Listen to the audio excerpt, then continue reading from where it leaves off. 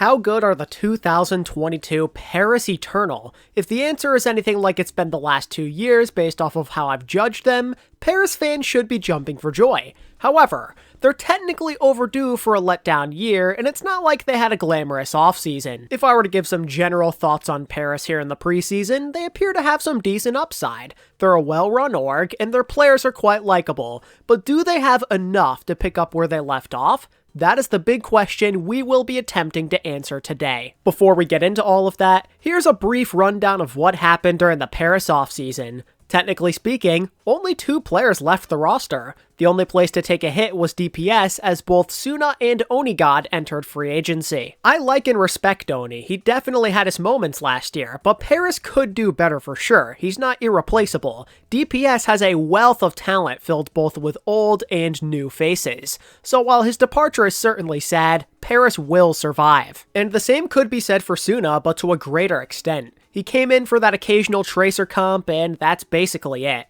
He played for 2 hours as opposed to Naga and Onigod's 14. He was pretty situational, he was more of a bench filler if anything at all, so not a big deal. The thing that might come off as more of a big deal though is actually at coach, as head coach Get Amazed ended up leaving the team. He commonly received praise both from his players and the fans for the incredible job he did. To take a team with 0 expectations to 8 wins is impressive to say the least. It's still shocking to me that both him and Paris couldn't work something out. I wouldn't say I'm frightened over the Eternals' future because of this, but it's worth keeping in mind. After all, coaching is an underrated aspect of the game, and one alteration could lead to catastrophic effects. But that's actually it from the departure side of things. 3 people isn't bad at all. They didn't lose much outside of their coaching. However, the rest of their offseason was relatively quiet. Only 3 moves in total, one of which was a player, which gives Paris the minimum roster requirement to start the year. Glister was brought in from San Francisco to replace Onigod as the new dedicated hit scan. Some people don't think much of this move, and the reason for that is because he did not show much development compared to his rookie year, which in all honesty is a fair argument, but I for one am pretty thrilled to see Glister join this roster. Simply talking from the perspective of potential and mechanical skill, he's a better option than Onigod arguably. Glister is a nutcase, especially when it comes to sniper heroes.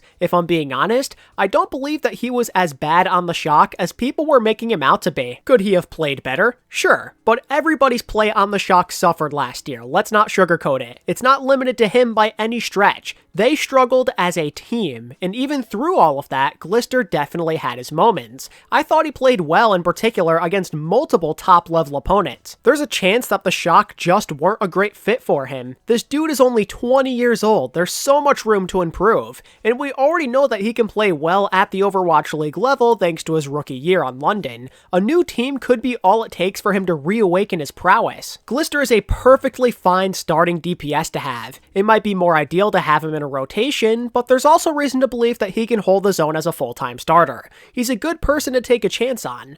But is this one addition going to be enough to warrant confidence in the Paris DPS line? Having no backups is a little strange compared to the league average. In a way, that does mean that both Glister and Naga have more pressure on themselves to perform, but maybe Paris would have already signed somebody if they didn't trust in their abilities. Maybe the coaches like what they have currently. Speaking of coaches, let's talk about how Paris managed that aspect of their offseason. Replacing Get Amazed will be their assistant coach Jmac. This dude received a well-deserved promotion. He may not have been a great player during his time in the league and everything, but his coaching is a completely different story. From all accounts, he's a coaching prodigy. There's a good chance that he played a massive role in the success of Paris. In fact, I'm kind of counting on it. I think it's a good reason why they weren't that worried about letting go of Get Amazed, because they knew they had Jmac there. Think about how fast this dude ended up rising through the ranks as a coach. He started as the head coach of Dark Mode NA right when the Contenders Gauntlet came around in 2020. And literally, within his first month of coaching, he took Dark Mode to a top 3 finish in the Gauntlet. From there, all the players could not stop talking about how much of a god he was. And just 1 month later, he joined Paris, and now, just a year in the future, he's the head coach of the team. Jmac seems like an ideal replacement, and with how fast he's grown, he might work out even better for the long term. It seems to me like he knows exactly how to get maximum value out of his guys. We live in a world where Paris might have made an upgrade at head coach despite having a dark horse coach of the year candidate last year. But of course, no man can coach a team by himself. even if the roster is small. Enter Mo Boogie, who's going to be the new assistant coach. Did he coach any ridiculous Korean contenders teams back in the day? No, but he already has experience coaching multiple Overwatch League caliber players. And it seemed like he was starting to figure some stuff out right before Paris picked him up, as his team, Team BM, went on to finish top 4 in Korean contenders. From what I can tell, he's well-spoken, intelligent, and enjoyable to be around. Him and Jmac could make for a power duo that whips this Paris team into even greater shape. I believe there's a good chance that Paris end up just fine with their coaching even after the Get Amaze departure. I look forward to seeing what these two can do at the Overwatch League level. But I mean, yeah, that basically does it for the Paris offseason. I'm not exactly sure what their status is, but I was hoping to see them do a bit more. A 6-man team to start the year does not offer you a ridiculous amount of flexibility. Tiny rosters like this can do well, but usually said rosters are kind of in that borderline super team status. Paris could be an outlier to this, but this is something that you have to note. I feel like another DPS player could go a long way. A rotation is something that they were lacking in 2021. It was just on Onigod and Naga all the time, and I always felt like they could have been an even better team if they had that extra firepower.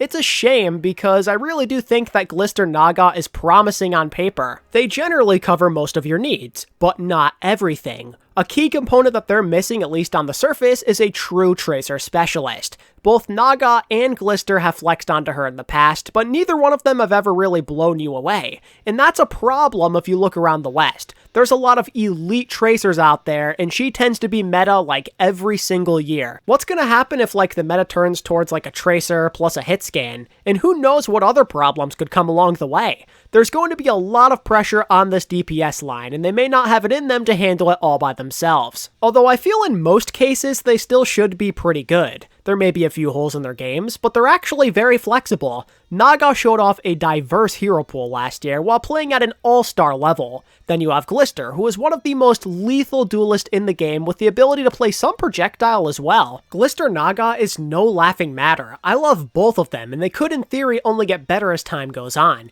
I could see them holding their own against quite a few DPS lines. They're right in that middle of the pack range, but deep down, I kind of have doubts on if they could be top tier, especially when considering that their performance could widely depend on the relevance of a few specific heroes. These guys are not meta-proof. The DPS situation is by no means horrible, but it's far from perfect. And I'd say that support is in a somewhat similar spot. Dridro and Khan were very reliable, and it came in spite of not playing together the whole year. I could see a world where they both elevate their play now that they've had more time to synergize with one another. This especially goes for Dridro, seeing as he joined the team pretty late. While you may not necessarily consider them to be world-class, Dridro Khan can get the job done. They fully have the advantage against the lower tier rosters, but they also might come out on top against some of the better teams as well. I am especially excited to watch Khan. He tended to hold his own pretty well last year despite being on higher ping.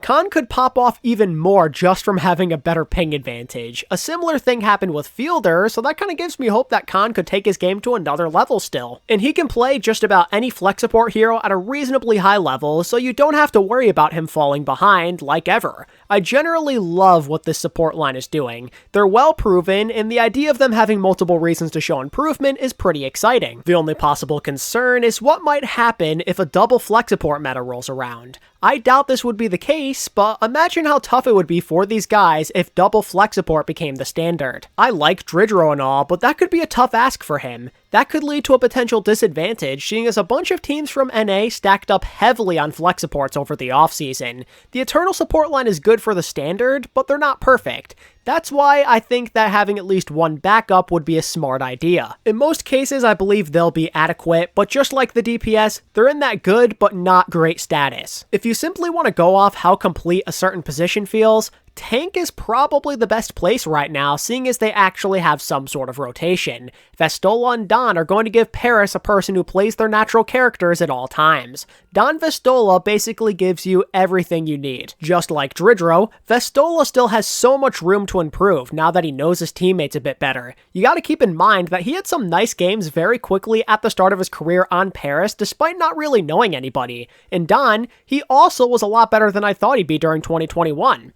I maybe have some questions about how good these two are on specific heroes, but just having a guy who can play the main tank and the off-tank heroes is really nice. It puts them in a better spot than the teams who are choosing to go the solo tank route. Something that is especially cool about the Paris tank line is the versatility of Don. He ventured off into off-tank heroes on more than one occasion last year, so there is a world where he swaps between both main tank and off-tank heroes without much hesitation. It seems like he wouldn't mind playing either role, which is super cool. On a fundamental level, the Paris tank situation isn't bad. I'd be interested to see if Don can improve on like Winston and Reinhardt, let's say, and if Vestola could effectively play off of D.Va and Sigma. The two of them seem like bright individuals, so I kind of have faith that they can figure some of this stuff out. However, I fear the tank line kind of suffers in the same way as the rest of the lineup, where they just can't compete with the best of the best. If I'm being honest with you, Don wasn't bad last year, but he did make his fair share of mistakes. On the other hand, Vestola has shown he's solid, but he likely isn't championship caliber.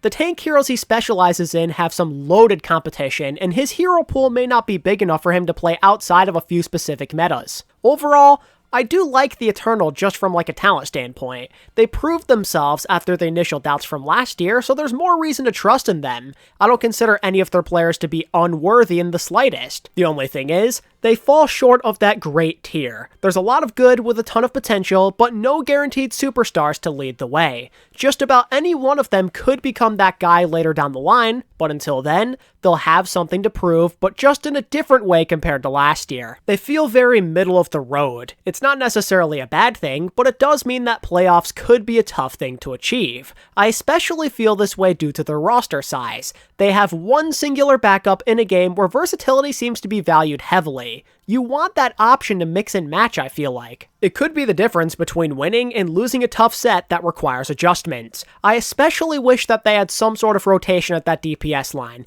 It's tough to envision Naga and Glister covering it all on their own. That's not usually how DPS works unless you have two superstars. No matter how much talent and potential they possess, there's only so much that a small group can do on their own. I'd feel a lot better if they decided to make maybe one or two other moves later down the line. I feel the expectations for this franchise are pretty set in stone unless we bear witness to some sort of miracle. I like the players and I really like the coaches, but I don't love anybody. Paris are respectable, but not anything that blows your mind. That is why I am predicting the Paris Eternal to finish anywhere from 15th through 10th place in the overall standings. In the West, they're as high as 6th, and as low as 10th out of the 13 rosters. I believe that Paris could end up being slightly better compared to last year. Their coaching and players could be enough to do better than top 12 this time. If they really started clicking and maybe signed another player or two, there's a small chance they could crack the top half of the league. For that to happen though, a lot of things are going to have to go right. I think that it's definitely something that's going to be hard for them to achieve, but it's not impossible, and that's the positive note to take away from this video. Jmac seems like he is capable of some magical things. At their peak, they could be pretty good, but I wouldn't count on them going very far. Lack of superstar talent and flexibilities are worries that I simply cannot shake, and until proven otherwise, a good but not great team is how I will continue to regard them. But at least this team is likable, right? That already puts them in a better position than quite a few teams that are below them. I generally find the management of the Paris Eternal to be quite trustworthy these days. I've learned my lesson from years past. If there's anybody who could surpass their expectations, it's gotta be them. Let's see if they can continue the trend. But until then, that's where we're going to be leaving things for right now. So what do you guys think? Are the Paris Eternal going to surpass expectations yet again? Or is this the year that they finally end up cooling off? Let me know in the comments below. If you enjoyed today's content, consider hitting the like button and subbing to my channel if you're new. It's free and it helps me out so much. And until next time, this is ATP, signing out. Peace.